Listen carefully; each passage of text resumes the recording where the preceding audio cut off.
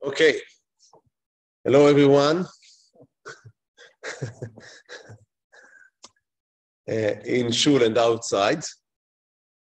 We, under these trying circumstances, continue our learning about Rabbi Moshe Ben Nachman, the Ramban.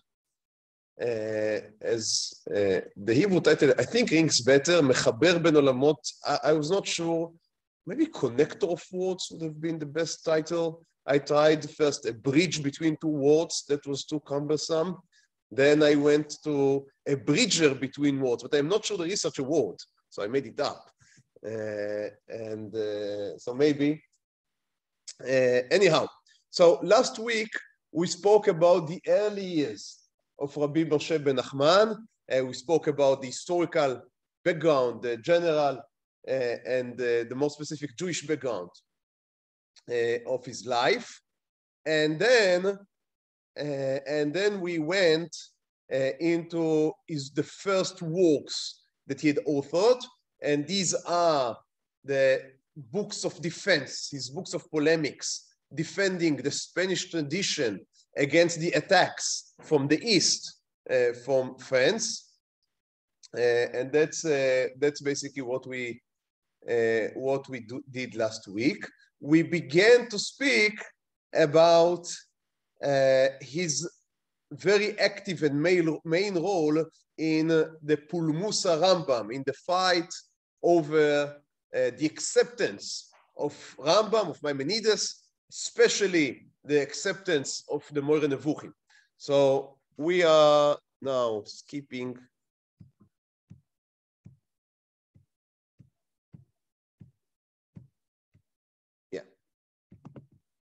No, that's it. Okay, so again, we have seen this picture in the last week. So I'm just making a quick rehearse. So in the 20s of the 30th century, the book, the Sefer Moreh Nevuchim, the Guide for the Perplexed, penned by Rambam, Rabbi Moshe Ben Nachman. By the way, in the Yeshivot world, the way that we differentiate between Rambam and Ramban, Rabbi Moshe Ben Maimon and Rabbi Moshe Ben Nachman, is where do we put the emphasis?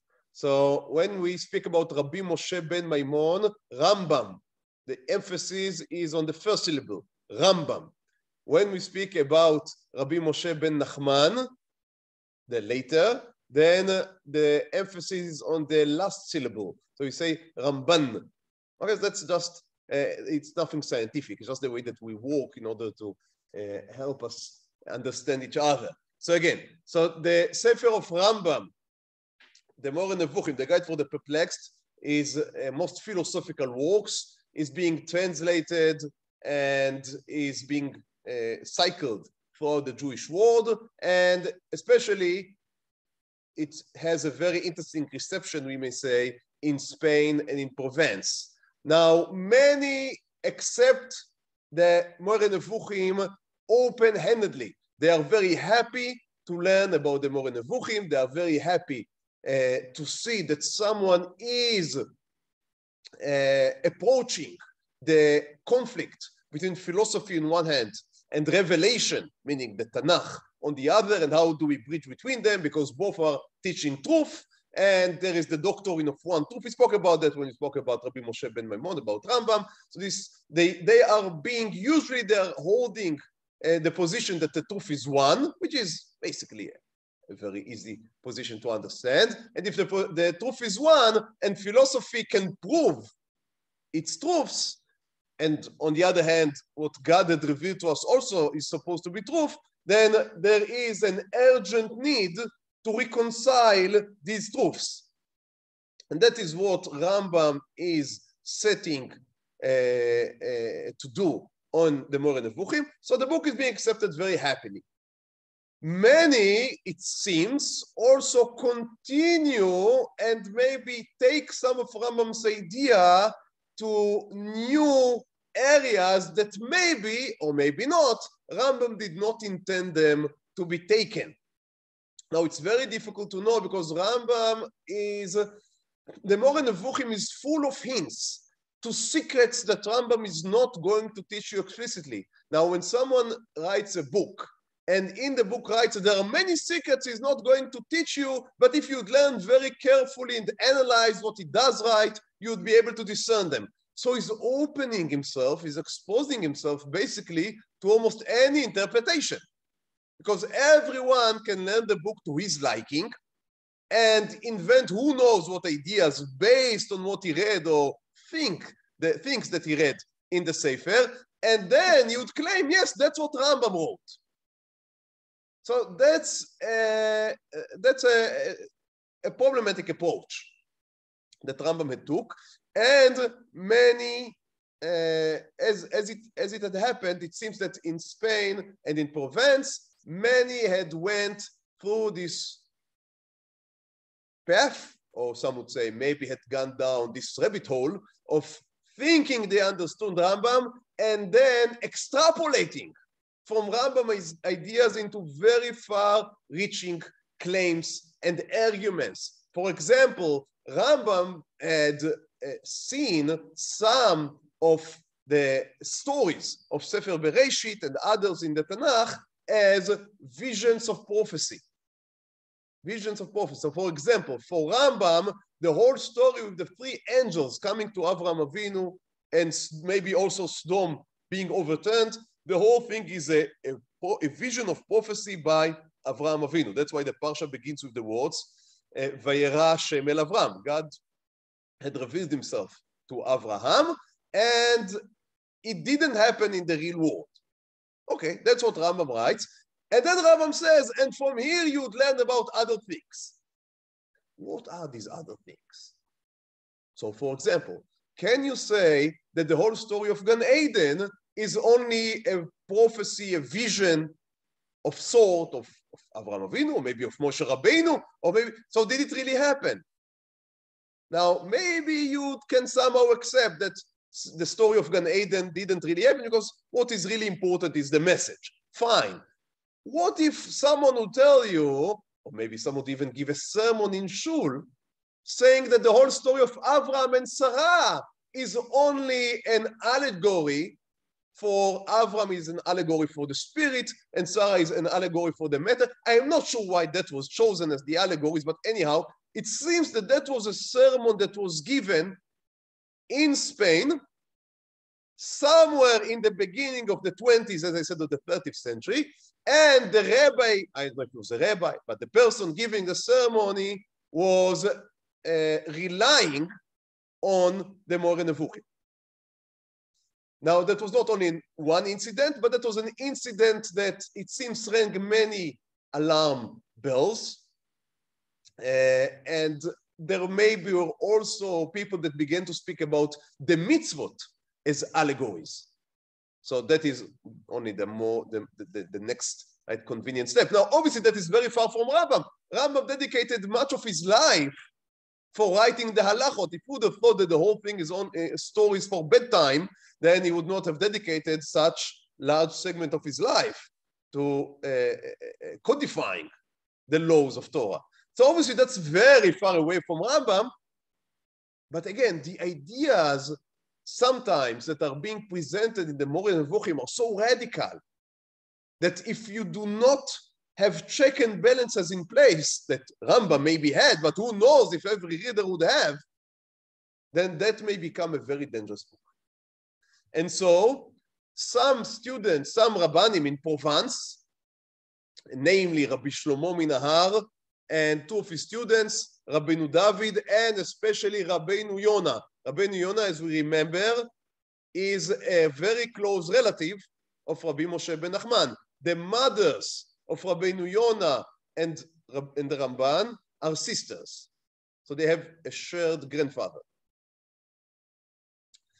Now, Rabbeinu Yonah then is part of the attack, not on them. It's very important to understand. They do not attack Rambam himself. They would never have dreamt of attacking Rambam himself. Rambam is already, he was Niftar 30 or 40 years before, and is a 30 years before, and is a well-established authority figure in Spain. and in Provence. They would not attack him. They attack the people that rely on him for their dangerous ideas. They attack them sharply. Now, they thought that they would easily be able to amass support for this attack on the people that continue the way of philosophy and maybe even expand it. To their surprise, instead of being able to easily grant support and squash these radical ideas, they found themselves being attacked vigorously by the Maimonideans. Now, the Maimonideans themselves, meaning the people that continued the ideas of Rambam, maybe they also thought that their left wing becomes too much radicalized. But they understood that if they would participate with Rabbeinu Shlomo Minahar and Rabbeinu Yonah and Rabbi David in attacking their own left wing, they would also expose themselves to the same attacks. Because in the end, it's a question of measure. If you begin to censor people that say two radical things, then today he is saying two radical things, and after we would cut him out, then I would not be in the center anymore, but I would be in the radical wing. Right? So they were against the attempts to completely excommunicate Rabbanim that were on. Again, it's very difficult, and we should be very careful from becoming anachronistics. So we can say extreme left wing, but it's not left, it's rational wing in a sense. So the extreme rationalist, we may say, the people that were moderate Maimonideans were not willing to participate in the excommunication of the radical wing, and what in matter they did was the best defense is attack. So they excommunicated Rabbi Shlomo Minahar himself. Rabbi Shlomo Minahar found himself under siege. So what he did was he called an auxiliary attack from the side. So he asked the reserves from Ashkenaz, from France, to come to his aid. Now they did, but he did not understand what type of Pandora box is opening. Because for the Rabbanim in Ashkenaz and France, Rambam was not a figure that is above attacking. So they were not attacking only the radical wing. They really attacked everyone. And they did not only attack, they excommunicated Rambam's books themselves, which Rabbeinu Shlomo Minahar would never have thought to do. So the Rabbanim of Ashkenaz and Tzarfat, that is almost the last generation of the Baalei HaTosfot, Rabbi Shmuel Miflaiza and Rabbi Yechiel Miparis and others, they had banned the teaching of the Moreh Nevuchim, not only the teaching, the book. They banned the Sefer of Moreh Nevuchim completely, which is something that maybe you can live with, but they also banned the Sefer, which is called the Sefer Hamada, the Book of Knowledge, which is the first volume of the 14 volumes of the Mishnah Torah. Now, that was already sending a hand into the Kodesh HaKodashim. That is the Mishnah Torah. That became the most important halachic work it was in the process of becoming the most important halachic work in all of the Sephardic world. So banishing one of its Sepharim or one of its volumes was just beyond comprehension.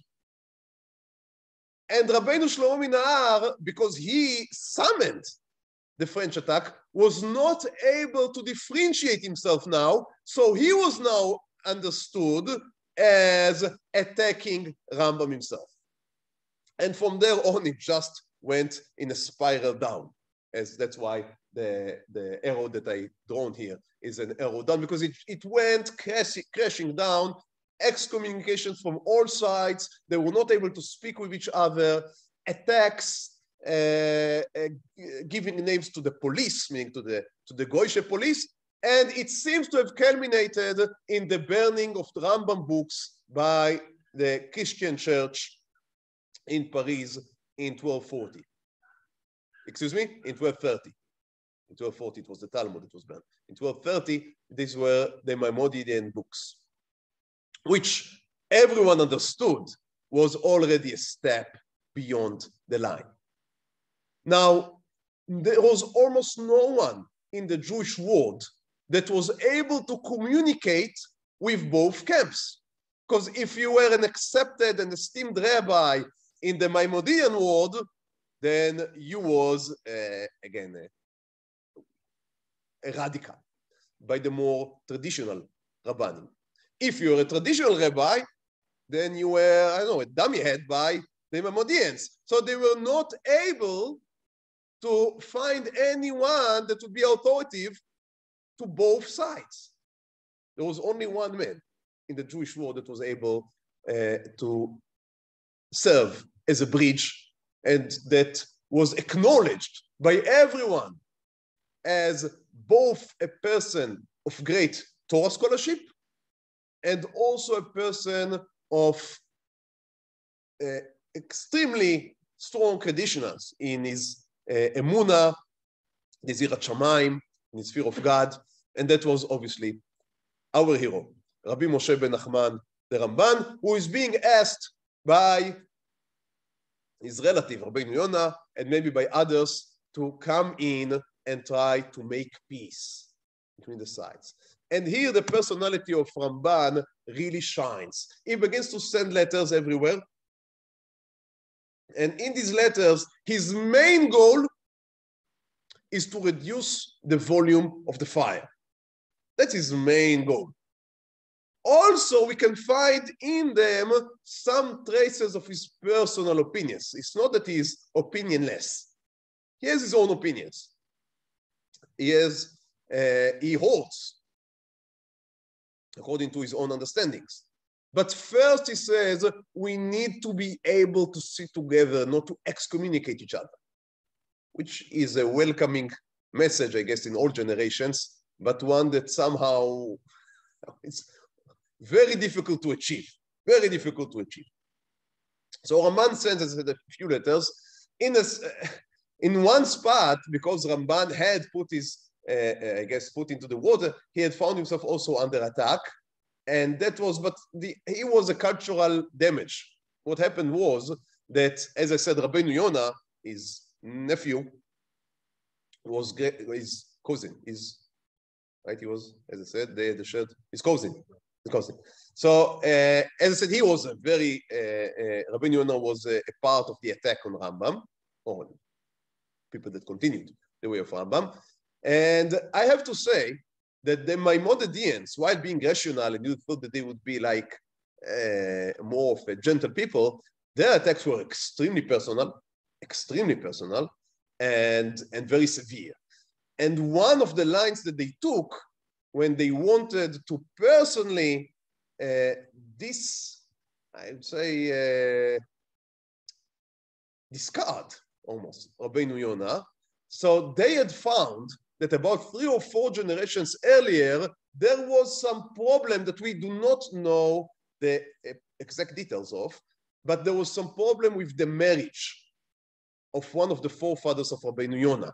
And they used it as a weapon against him. They said, you are a pasul, you are not even, you cannot even marry. Who are you to teach us what is correct according to halacha or according to ashkafa? Which obviously was a very insulting attack. And also, if you can easily understand, if we go 3 generations before for Rabbeinu Yonah, that is also about the Ramban. So Ramban is also trying to mend that. And again, a very complicated story. What I would like to read with you in somewhat more detail is the letter he writes, that Ramban writes to the Ashkenazic rabbis. As I said, he writes letters to everyone. He is trying to calm everyone down. But the most important letter is the one that he's writing to Chachmei Ashkenaz, to the rabbis of Ashkenaz, because there you see his role as someone that knows both camps. He grew in Spain. We know that he knows Spain. But how can it transmit to the Ashkenazic rabbis that are enclosed in their own bubble, in a sense? That there is a whole world behind the walls of Europe. And there is a whole Jewish world that they do not know. And this Jewish world, well, let's see what Ramban is like. So he begins with quoting a passage from Tehillim, Terem e'ene ani shogeg. So he says, even before I speak, I know that I'm going to fail. So that's very interesting. Od adaber velibi mipnei ha'ir'a mitmogeg. So I hope that you can also enjoy the Hebrew a little. Terem e'ene ani shogeg, ועוד אדבר וליבי מפני העירה מתמוגג. So it's a rhyme. The whole letter is written in rhymes. In rhymes? Rhymes. So he says, even before I speak, I know that I will fail because I am here between two mountains and everything I will do, someone would be unhappy, but I have to try. I'm afraid even to speak with you. So that's a very humble opening to the letter. And I'm skipping to the next big lines here. רבותינו הצרפתים, תלמידיכם אנו ומימיכם אנו שותים. So he says, you should know, we are your students. In Torah, in Talmud, I spoke about that last week, that Ramban had accepted the dialectic approach from the Baalei HaTosafot. So he sees himself to a large extent as their student. And your water, he says to them, that's what we drink. But he says, I need to discuss something that you had done.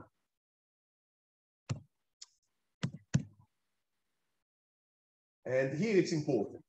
He says to them, אם אתם בחיק אמונה אמונים שתולים, בחצרות הקבלה דשנים ורעננים, הלא תשימו לב ליושבי קצוות? He says to them, you need to understand, you sit in the stronghold of Torah and the bastion of Emunah. Everything seems to you clear and cut and simple. There is no philosophy that, I mean, there was philosophy in Europe, but the Jewish communities, because of reasons I think we spoke about in the past, were not exposed to. There was very little exchange between the non-Jewish world and the Ashkenazic Jewish world. So they were not exposed to philosophy, at least not in a great measure. And they did not see themselves as having to answer to it. So Emunah was very simple for them. By the way, even if they would have been exposed, philosophy in Europe back then was very limited. Christianity, its basic beliefs in many things, they believed that there is a God, that God is omnipotent, that he created the world. All of that more or less corresponds with what the Torah teaches. So there was no really conflict here. Things were very different in Spain because secular philosophy was, I don't know how common it was. I wouldn't say that, obviously there were Muslims, there was Christianity. It's not that every man you would meet in the street would be a philosopher, but it had a it was presence. It existed. It was a viable option. Says Ramban to the Ashkenazic rabbis, you do not understand the situation you are jumping into. You are banning the Moreh Nevuchim. Why? Because you say that's radical. Its beliefs are beyond the pale. You have to understand what Rambam is trying to do, what he is up against. The Jewish world that needs the Rambam, the Moreh Nevuchim, is not your world. So he says to them, again, I'm skipping, Halachem Geonei HaTalmud L'Triach Atzmo. He says, do you think that Rambam wrote his book, his Moreh Nevuchim, for you? No, you have to understand. You are not the addressees of this book. Now, here I have to insert a comment. I am not sure that Rambam would have signed it. Rambam would say, no, these people also should learn philosophy because that's the truth. But Ramban here, again, what he says is correct in his view. And we have to remember, the main goal here is to calm down the flames. So he says, you are right that you are angry on the Moreh Nevuchim. You're not supposed to read it. It's not for you. You are Geonei Talmud. Right? You sit in the yeshiva the whole day. You learn Gemara. Beautiful. So for you, you do not need to read 20 chapters from the Moreh Nevuchim about how can we prove that the world was created, or maybe it was always have been here.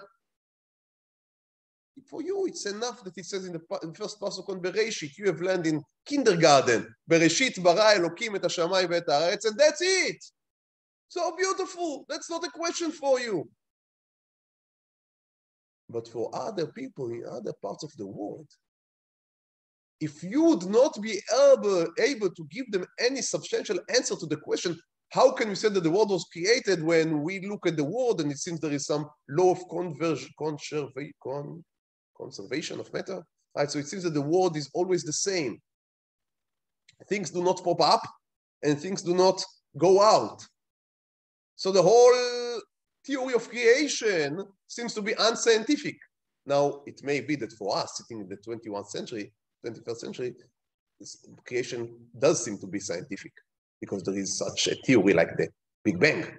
But for thousands of years, what science taught was that the world had always been just exactly as it is now, meaning with us in the center and the sun going around, so that it was always have been like that. Because that's what science is all about, no? That there are laws of nature, the whole concept of nature. If it is in my nature, it means that it had always had been like that.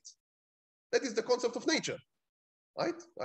I think that's correct. So for the Greeks, it was almost a davar pashut, a simple thing, a first understanding that the world had always been as it is now. That is the meaning of nature. And suddenly the Torah says, no, there was a creation. Fine. You need somehow to explain how do you go against normal science. So either that you prove your point, you do not prove your point, but you have to relate. For the Ashkenazim, you didn't have to relate. Because the Greek philosophy they were not exposed to it. It was of no interest to them. So, says Ramban, Alachem geonei התלמוד הטריח עצמו, והוא, meaning Rambam, כמוכרח ואנוס, לבנות ספר מפני פילוסופי יוון, שמה לנוס, לרחוק מעל אריסטו וגלנוס. השמעתם דבריהם? אם טעיתם אחרי ראיותיכם?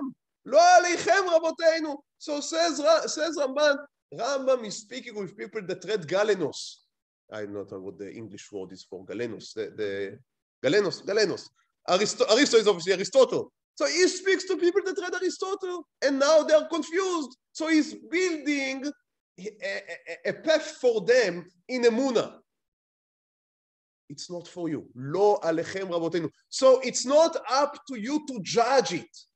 Now, what is interesting here, I think, in these sentences of Ramban, is that he is proving here that he is aware. I mean, people are, obviously, they are a product of their time and place. But from time to time, there are people that are able to elevate themselves above the time and place they are, and to be able to understand, not only to judge and to criticize, but to understand and to be empathetic to people from other areas living under other cultures. And Ramban here is able to see that the Sephardic Jewish world is in one path and the Ashkenazic world in another path. And it's not that you need to submit one to the other, but you need to cater to everyone according to his needs.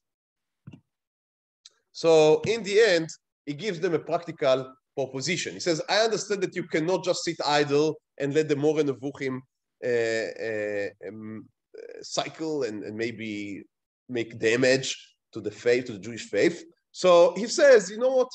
Let's read the very introduction of the Moreh Nevuchim, written by no other than the great eagle, than Rambam himself.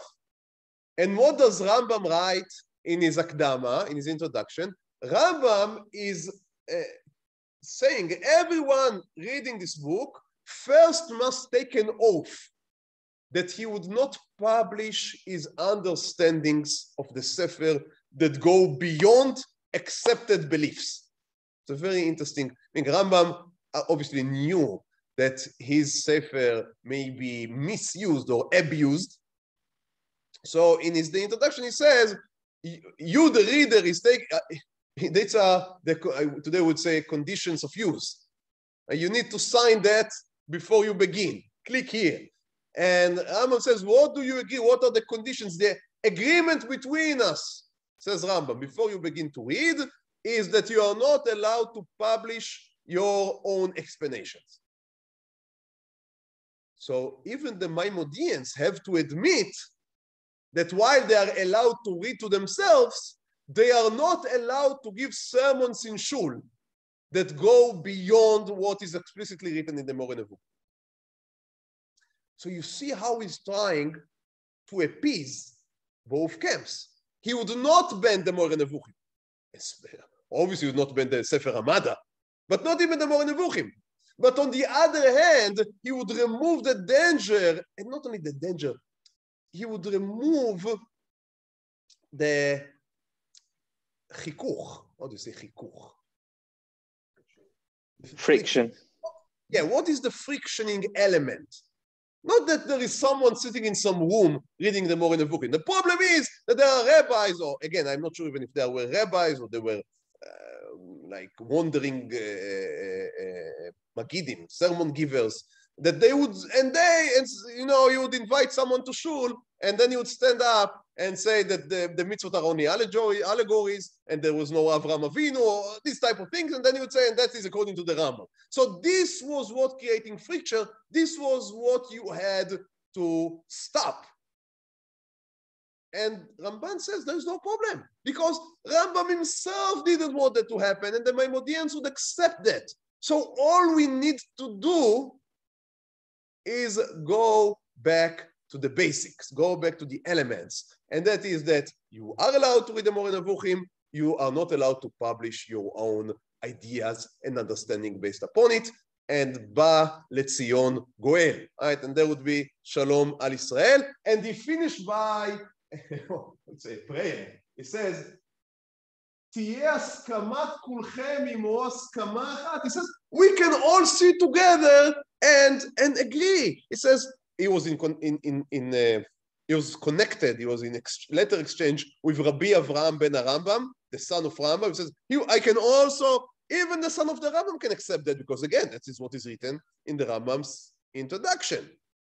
And the Sephardic rabbis would also agree, because as I said, the Rabbi Shlomo, the Ashkenazim, we can all agree on that. So I have the winning formula, he says. We can all be in the same boat. קחת הסכמה אחת, כמחלוקת בית שמאי ובית הלל הנוהגים אהבה ורעות זה בזה, לקיים מה שנאמר האמת והשלום אהבו. He says, we can be, it doesn't say there should be no מחלוקת, he understands. There are two very different approaches here. It doesn't say we need to be all one. It doesn't say the Ashkenazim are right, the Sephardim should change, not the Sephardim are right and the Ashkenazim should. No. We could be like Hillel and Shammai. A very intensive dispute. Very strong disagreement. But bridgeable. They were marrying each other. They were not, especially they were not excommunicating each other. The Mishnah is built in a way on the foundations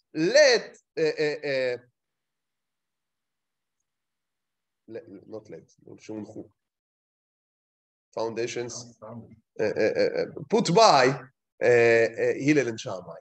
He says, we can do the same. And in many senses, the whole life of Ramban were dedicated to this idea of connecting East and West, taking the best from all worlds. Now, as I said, he had his own opinions. In many senses, and here I'm going a little, you know what, let's Let's go to the next work, and then I would speak about Ramban's own positions. So Ramban is continuing after this pulmus, this dispute that took place in, as I said, the 30s of the 20s, 30s of the 20th century, of the 12th century.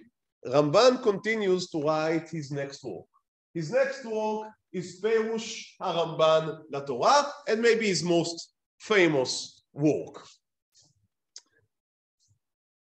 When does Ramban write the Perush HaTorah? So in his signature at the end of Sefer Shmot, he writes, Hine nishlam Sefer HaGeula. I now finished the writing of my Perush to Sefer Shmot. Uvaruch Hashem hachafetz shlom avdo. So he blessed HaKadosh Baruch Hu that gave peace to his servant, meaning to Ramban. Asher ad ena azaro lavo, that helped me up till here. Hamechadesh ne'urav beseivo, that renewed my youth while I am already old. Now, we have to understand, old in the 30th century is not like old in our times. So in our times, it's 90. In their times, a person of 40, 50 years old, he was old. The life expectancy didn't go much beyond that. So Ramban felt already, so we are speaking about, again, about the 40s maybe of the 30th century, and Ramban feels himself to be old. And he thanked Kadosh Baruch Hu for giving him the strength in his older years to write such a masterpiece, a work, such as the Perush HaTorah of Ramban. Now, what does he try to achieve in writing the Perush HaTorah? Well, first, what he tries to achieve, obviously, is mitzvah Talmud Torah, which is an important mitzvah, but that's always exist. I mean, he could have written many other sefarim that would be a fulfillment of mitzvah Talmud Torah. So the real question is, why Torah? Why Chamisha Chumshei Torah? Up till now, you were into Talmud. He wrote the Chidushim LaTalmud. He wrote the polemics books for the sake of the Rif. So he was very much an halacha person. Why suddenly make this shift into Perush HaTorah? And we can point three factors that may have contributed to this decision. I mean, some of them are more important, some of them I think at least are less important. So one, which I think is extremely important, is that it's a continuation of the dispute about Ramban. Because Ramban, after putting the fire down, the excommunications had stopped, it partly because of Ramban work, partly because the Jews in Ashkenaz were persecuted to such a degree that they had to mend their own business and couldn't put excommunications on people in other areas. So that's, unfortunately, has happened many, many times. Disputes of Jews were finally put to rest by the Goyim. Another famous example, more recent, is the Hasidim and the Mitnagdim. What had stopped the dispute between the Hasidim and the Mitnagdim? Unfortunately, the Holocaust. When the people that survived came to Eretz Israel, or to America for that sense, it was extreme. It was so unwise for the few that were left to begin fighting each other that everyone understood that it is in their interest to work together. And that put to rest, at least maybe it's re-emerging, but it put to rest the war between the Mitnagdim and the Hasidim. So the same happened more or less in the dispute about the Rambam. Anyhow, the fires had extinguished, or at least almost extinguished, by Ramban. But Ramban wanted to discuss now the issues themselves. So we do not have to excommunicate each other. We can just speak. That's a new idea. Right, so we can argue. So what is really correct? More Rambam's position, more the Ashkenazi position, or maybe, as you can already, I think, imagine, Ramban would try to carve a new path that would be able to hold to both traditions. And that is basically what Ramban is trying to do in his Perush HaTorah. In many senses, he is closer to Rashi and to the Ashkenazic world. But what he's trying to do, and is in Perush HaTorah is very, I think, it appears again and again, it surfaces again and again. Ramban would say there are different faces, Shivim Panim LaTorah. And you can explain the Torah in different ways. And, excuse me, it doesn't have to be necessarily there is one right path, but there is really a rich, the Torah is a rich treasury of understandings, of teachings, of morals. And I am trying to expose as many of them as I can. So it's one of the very reoccurring themes when you learn Ramban's Perush, is that he would not just give you one Perush of the Psukim. He would give you 3 or 4, one in the Pshat, and then you say, and according to the Drash, and then he would say, and according to the Kabbalah, Al Derech HaEmet, and many times he would also bring Rambam. But here, as I said earlier, you can begin to see where does he lean to.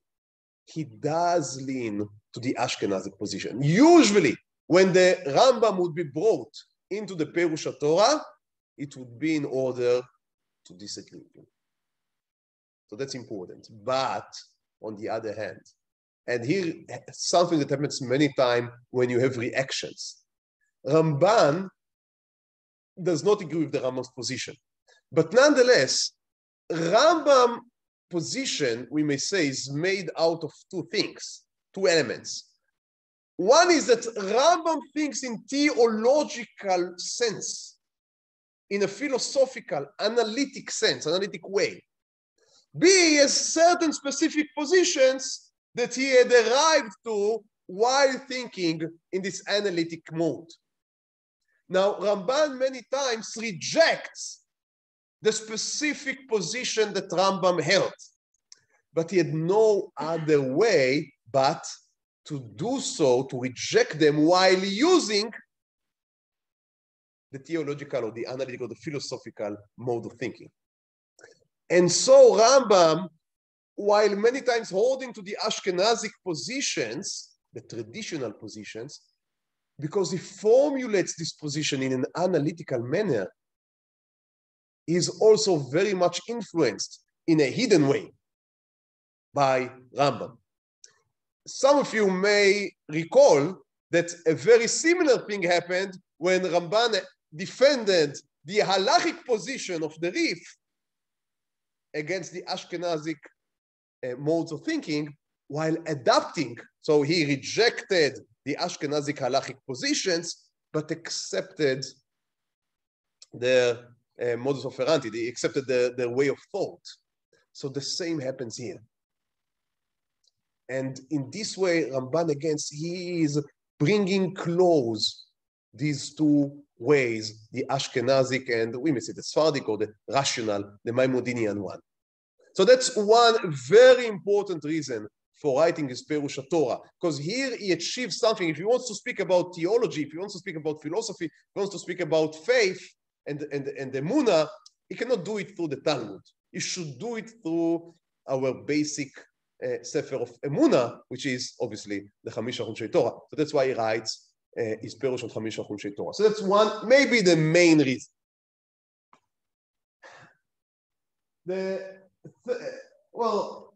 I combine these 2 reasons. The second reason, which is, I think, more minor, but we cannot ignore it because it would lead us to the next stage in Ramban's life, and that is that Perush HaTorah is not written in a vacuum. It is written on the background of ongoing Jewish and Christian disputes about how to explain the Psukim, the Torah. And that is because the Christians, as we all know, does accept the Jewish Bible with their own additions, but they accept what they call the Jewish Bible or the Old Testament to them. They accept it as God-given. Well, if it is God-given, they have to find in, again, what they call the Old Testament, they have to find prefigures or pre-shadows of the New Testament. So they come to our Tanakh and they explain psukim in certain ways. Now, obviously, we cannot accept these pirushim. Many times these pirushim also they are absurd, because obviously you are trying to force something that was not that only came in thousands of years later on an earlier text. But be it as it may, you know that in pirushim you can go many ways. So the Jews found themselves many times in need to defend themselves against these attacks. So, for example, Ramban did not write a commentary on Nevi'im. He did write a perush for 2 chapters in Yeshayahu, 53 and 54. And because these are the psuki, the chapters about the servant of God, the suffering servant of God. The Christians saw them as, again, prefiguring of who they call their own savior. And Ramban wanted to expand this psukim according to the real understanding, according to the Jewish understanding. So here it's only for these 2 chapters, and here on the Torah he's doing it throughout the whole Torah. Now, obviously, not every perush in Ramban has to do with the Christians. There are many perushim that stand to themselves. It's very clear. But sometimes it's also clear that he is coming to defend its polemics against a Christian position, which does not appear explicitly in the Ramban writing them himself. So for just one very simple example, there is a long perush of Ramban on the bracha of Yaakov to Yehuda, where he says that the scepter would not be removed from Yehuda, lo yasur shevet mi Yehuda, umechokek mi ben raglav, he would always be the lawgiver, ad ki yavo Shiloh, till Messiah would come, velo ikatamim, and then all nations would bow down before the Mashiach. So the Christians said, well, what Yaakov said was that the kingship would always be held by Yehuda till Mashiach would come. Now, so you can at least somehow theorize that when, again, their savior had come, that was when Yehuda lost kingship. So Beit David was completely abandoned, and so this pasuk by Yaakov proves who is the real Messiah. So that was basically their argument. So Ramban speaks at length that Yaakov was not giving a prophecy, Yaakov was giving a commandment. Yaakov said, you should not appoint anyone that is not from the Shevet of Yehuda till Mashiach would come. But he didn't say that it would never happen that Yehuda would lose the kingship. He just said what should happen. It just as when the Torah says that we should sacrifice in the Beit HaMikdash, it doesn't say that doesn't mean that we would always sacrifice. It's a normative commandment. It's not a description, a prophecy description of reality. And Ramban says that that's the right way to understand Yaakov, and he goes at length. Now, it doesn't say that he's here trying to reject other position, but anyone who has any knowledge of the history of the arguments in Christians and Jews would immediately identify that Ramban here, what he really does, he deals with a position that he does not explicitly mention. Okay, so that's an example. Again, I don't think that's the main reason, because most of the perush, at least to my understanding, is not involved in polemics against Christians. Is more, if there are any polemics, is more involved in polemics, inner Jewish polemics from the first reason we gave. But nonetheless, it is an element that does exist in the perush of the Ramban. Now, I wouldn't go now into details because of, again, our time begins to be short, but the influence of the perush of Ramban on the Torah it's hard to measure. It's hard to measure. No one today can write any type of a perush on the Torah without consulting and engaging himself in what Ramban had to say about the topic that he speaks about. there is a lot to say here. Nonetheless, we have to continue. So, the end of Ramban's life in 1263, when it seems that the Perush Torah was already written. As I said, it seems that the Perush Torah was written during the 40s and the 50s of the 30th century. Ramban, there is a king, Christian king called Jacob, or Jaime. That is the Spanish word, seems to Yaakov. I have no idea why Jaime is the Jaime, yeah. But it's the same. That's the same. So it's Yaakov. Yeah, I'm not sure why. I mean, again, I'm not a Spanish speaker. Yeah, I'm not an a Spanish speaker, not an English speaker also. But that's okay, fine. So he was a Christian king, and he saw himself as an open and enlightened, obviously the word did not exist yet, but an enlightened king. So he said, we want to help the Jews to improve. We would not do it by force, we do it by convincing them. So he was arranging disputes between Christian pastors and bishops and between rabbis. And obviously, because he was sure that the Christians are right, then the obvious outcome should be that the Christian would be able to convince the Jews to accept their belief. Now, they were helped by Jews that were converted to Christianity, so they had knowledge of the Torah and the Talmud. The new weapon, now this was something that was going on for hundreds of years, but the new weapon that they were trying now to use was the Midrashim and the Agada. So they were trying to prove that if you really read between the lines, the Talmud itself admits that their man was the Mashiach. Now, obviously, that's a ridiculous position. I'm not sure why they thought that would convince anyone. But anyhow, that's the way that they chose. In Ashkenaz, by the way, they went the other direction. They said, obviously, the Talmud is, the Torah is obviously Christian. So why are not all the Jews being converted? Because the Talmud is confusing them, because that's a Jewish work. So they banned the Talmud. In Spain, they had the idea that you can use the Talmud to prove that really Yeshua was the Mashiach. So that was the attempt that was made. And it was made by a guy named Pavlo Cristiani, which may have been a student of Ramban inside. It's not clear.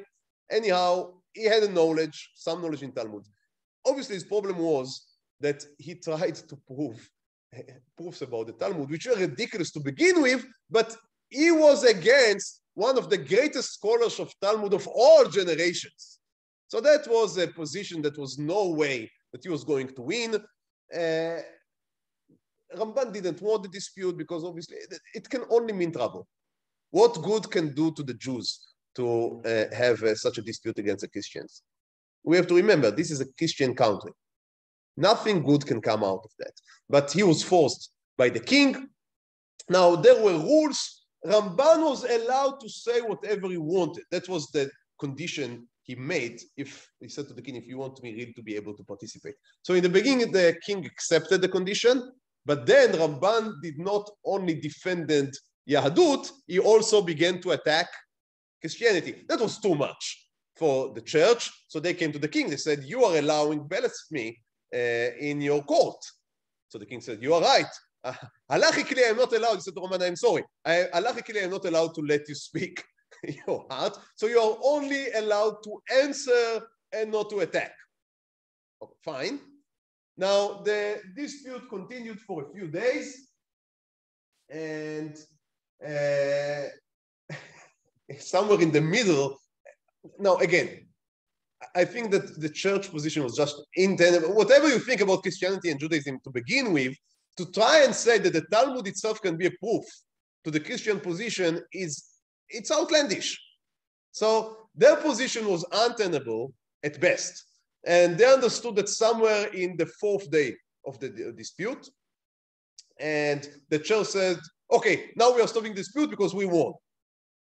And because they were also the judges, then I guess that was Okay, so that was the final outcome. So just imagine, let's say, a soccer match in which the responsible for the scoreboard is the head of one of the teams. So that's basically how it went. So the Christians were they were declared as the victorious. However, the king was seemingly I guess he was a decent man. So he invited Ramban in secret and gave him 400 talents, which is some type of I guess what was going on there, as a reward for his. He said, I think that if I remember correctly, the king said to him, you know, if you were not wrong to begin with, I would have thought that you are right. And that was what he said. Now, Ramban here made a decision. The church was publishing everywhere that they were able to beat this chief rabbi in the dispute. So Ramban saw that there was no other way. He wrote his own account of the dispute and began to cycle it. The church was not happy about that, because in the writing of the Ramban, they were presented as their position was foolish, so they were presented as fools. And so the church, again, the church now blamed Ramban for blasphemy, for Chilul Hashem, for this sacrilege of the Christian religion. And they demanded that the king would arrest him. So the king invited Ramban and hinted to him that it would be better for him to go away. So I'm making a long story short. Ramban was able just to move to the next kingdom, because we remember that Spain back then was divided between different kingdoms. So there was Castilla and Aragonia. He was able to move. He decided that he would not just move to another kingdom, but he would now make true his dream, his life dream of making Aliyah. And so in 1267, 4 years after the dispute, he is making Aliyah, and he lands in Akko by a miraculous accident. In 1972, they had found the chotam, the signal, the signature, signet, the signet of which I don't know. I think it's a miracle. How can you find such a tiny object from 700 years ago, 650 years ago? Just in they dug and they found it. I think it's amazing. So that's a signet. If you can read Moshe Ben Nachman, amazing. So he lived in Akko for a few short years. He had met there with other Rabbanim that made Aliyah from Ashkenaz, from the science of the Baalei HaTosafot, which I can only imagine the happy reunited in Akko. We have a letter that he wrote, which is a beautiful letter. We don't have the time now to read the whole thing. I guess the people that are interested I would upload the recording, and they can just hit the pause button and they go over the letter themselves, or they can find it over the internet. It's a letter, he writes it from Yerushalayim, and he says, "Ma agid lachem b'inyan haaretz." What can I say to you about the land? Ki rabah ha'azuva vegadal hashimamot. So everything is desolated, everything is destroyed. Klalo shel davar, the general rule is, כל המקודש מחברו חרב יותר מחברו. Everything that is holier than the other is more desolated. So Yerushalayim is most desolated from all cities. And he says, I have been to Yerushalayim. There are only 2 painters, Jewish painters there. That's the whole city of Yerushalayim. He erects a shul there, which is known as the Ramban shul. Is it the Ramban shul of today or not? Obviously, that is beyond our purpose right now. But he is trying to reestablish the Jewish community of Yerushalayim. So that's a letter that he wrote, a beautiful, beautiful letter that he wrote to his son Nachman. Obviously, his son is named Nachman on the name of Rabbi Moshe Ben Nachman. He named it after his own father. I want Okay, so where is he buried? We don't know exactly when did he die. Where is he buried? So maybe in Akko. It's a Matzila from Akko. Maybe next to Me'arat HaMachpelah. Because he writes in the letter to his son that he bought a place near Me'arat HaMachpelah in order to be buried next to the forefathers. But on the other hand, we have a very strong tradition of him being buried in Akko. So again, unclear. I would like to conclude with the words of my teacher, Rav Aharon Lichtenstein, Zecher Tzadik Livracha. We also began with him, if you remember, when he wrote that the Perush HaTorah al Ramban is the book that he would take with himself to a lonely island. So in another article that he wrote about the Hesder, in which he explained why the Hesder Yeshiva, the yeshivot in which we both learn Torah and serve in the army, why they are so important. So he writes the following words. We are davening for the wisdom and the courage to handle the challenges of the time.